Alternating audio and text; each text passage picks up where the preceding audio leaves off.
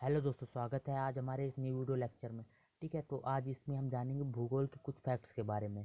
ठीक है, तो इसके लिए हम चलते हैं। सबसे पहले हम जानते हैं लॉन्गिट्यूड और लैटिट्यूड क्या होता है, यानी देशांतर और अक्षांश रेखा क्या होती है। देशांतर का मतलब क्या होता है, जो ऊपर से हमारे जो कि ग्लोब के ऊपर से डाली गई सीधी रेखाएं होती हैं, इनको क्या बोलते हैं, देशांतर रेखा।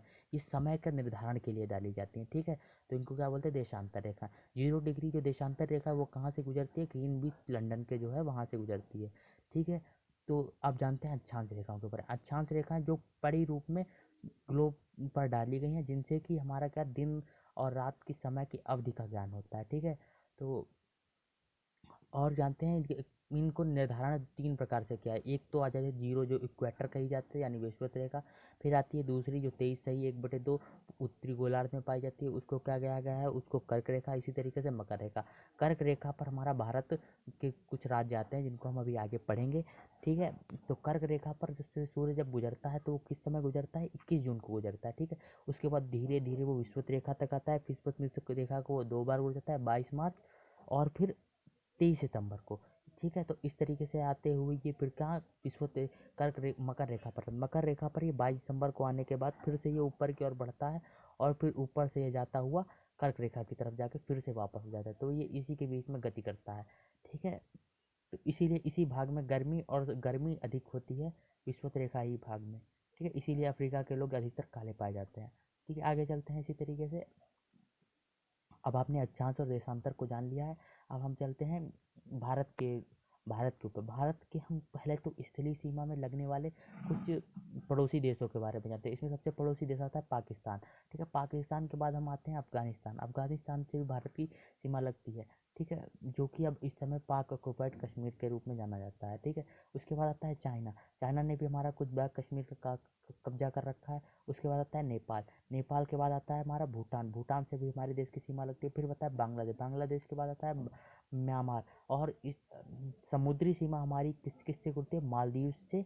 और ये आता है फिर हमारा श्रीलंका से लगती है। ठीक है, तो जो पूरे ये महासागर का नाम है, इसको भारत के नाम पर ही इसको इंडियन हिंद महासागर रख दिया गया है।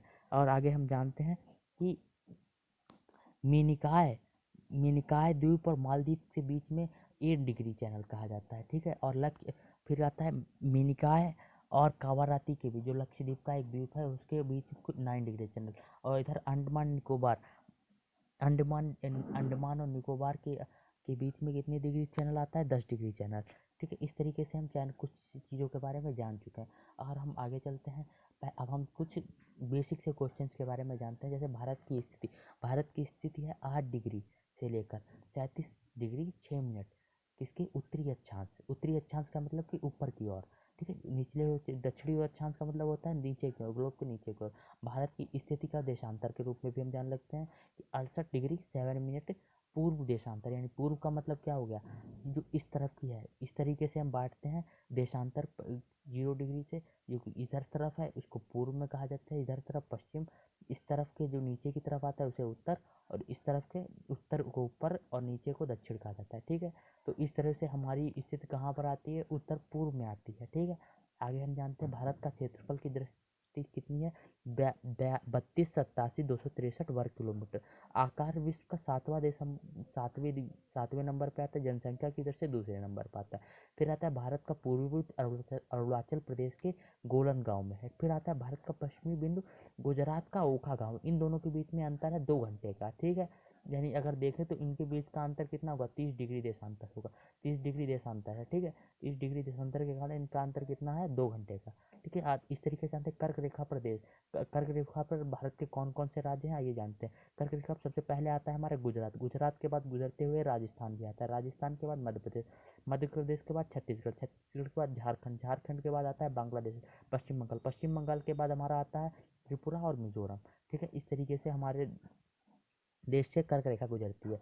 और आगे जान लेते हैं इसी तरीके से, जिसको मानक देशांतर माना गया, वह रेखा 82 डिग्री 30 मिनट पूर्वी देशांतर भारत के उत्तर प्रदेश के मिर्जापुर जिले से होकर गुजरती है। ठीक है, इसी के आधार पर भारत का समय का निर्धारण किया जाता है।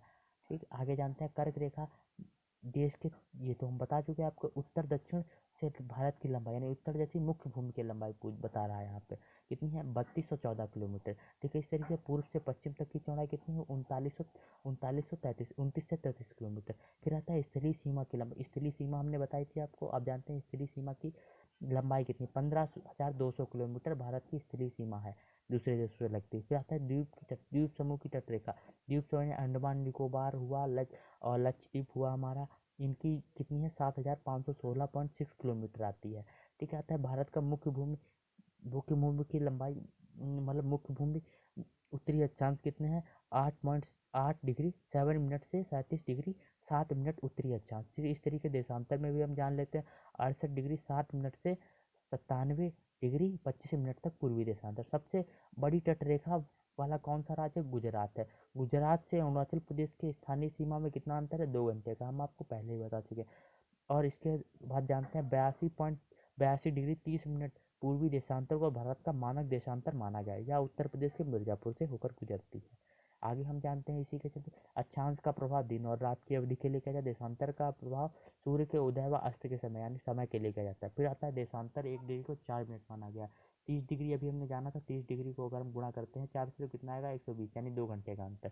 फिर आता है 22 डिग्री उत्तरी अक्षांश के बाद भारत का दक्षिणी भाग सिकुड़ जाता है या त्रिभुजाकार हो जाता है। ये कहाँ से उठकर आया है, तो ये अफ्रीका के मेडागास्कर का टूटा हुआ भाग है जो भारत से जुड़ गया है आके। ये लाखों सालों की प्रक्रिया है। और जो ऊपरी भाग जिसमें हिमालय पाया जाता है, ये क्या है नवीन वलित मोड़दार पर्वत है। इसके बारे में आगे की क्लासों में अच्छे से जानेंगे, भारत की टोपोग्राफी के बारे में और भारत के अंदर पठार कौन कौन से हैं, इन सब के बारे में हम आगे की क्लासों में जानेंगे। आज की क्लास में आपका आने के लिए शुक्रिया। और अगर आपको वीडियो अच्छी लगे तो लाइक कीजिए, चैनल को सब्सक्राइब कीजिए और अगर